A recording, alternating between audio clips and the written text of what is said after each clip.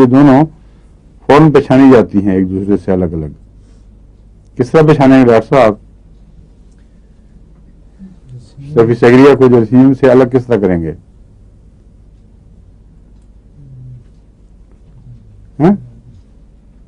یہ بتائیے وہ پیسہ ایمان اور اسٹیفیسیگریا کا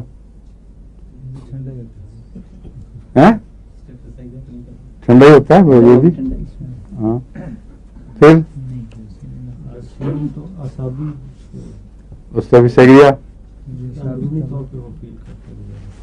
دیکھیں جرسینیم کا جو مریض ہے اس میں غصہ دبانا اور اندرونی دباؤ اور تناؤ کی کوئی علامت نہیں ہوتی.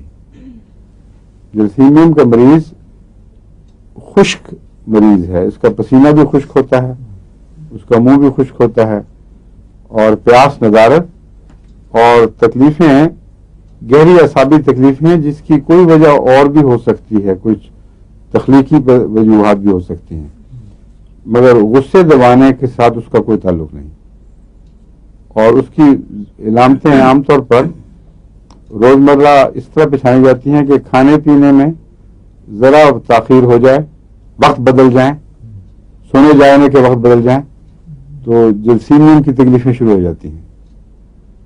پھر جرسینیم کا جگر سے گہرا تعلق ہے، اور جرسینیم میں بہت کھلا بغیر رنگ کے پیشاب آتا ہے اور جگر کی علامتیں موجود ہوتی ہیں. پھر بھی جرسینیم میں ہلکی زردی زبان کے نیچے بھی آ جاتی ہے، آنکھوں میں بھی آ جاتی ہے، مگر پیشاب میں کھلا زرد رنگ نہیں آتا، جس کا مطلب ہے کہ گردے جو تیزابی یا گندے مادے ہیں ان کو پوری طرح نکال نہیں رہے، اور بعض دفعہ سپریس ہو جاتا ہے پیشاب. اگر سپریس پیشاب ہو تو جرسینیم دیا جائے تو کھلا پیشاب بہت زیادہ آئے گا، جس کا مطلب ہے جسم سے وہ دباؤ نکل رہا ہے. لیکن اگر کھلا صاف پیشاب آ رہا ہو اور علامتیں جرسینیم کی ملیں تو جرسینیم دینے کے بعد ضرور پیشاب گاڑھا اور زرد رنگ کا ہوتا ہے، اور اس وقت پتہ چلتا ہے کہ جرسینیم نے کام شروع کر دیا ہے.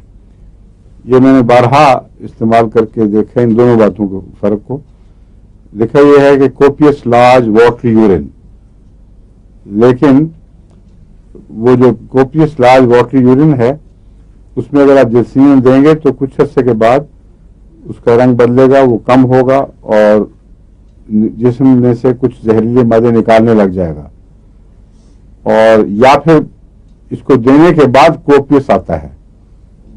پہلے خشکی ہے، یہ کمی ہے، جرسینیم کام کرے گی تو پھر کوپیس یورین بعد میں آنا شروع ہوتا ہے. اور یہ اسٹیفیسیگریا اس کے ساتھ یہ علامتیں نہیں ملتی، بالکل الگ ہی کوئی مضمون ہے اسٹیفیسیگریا کا.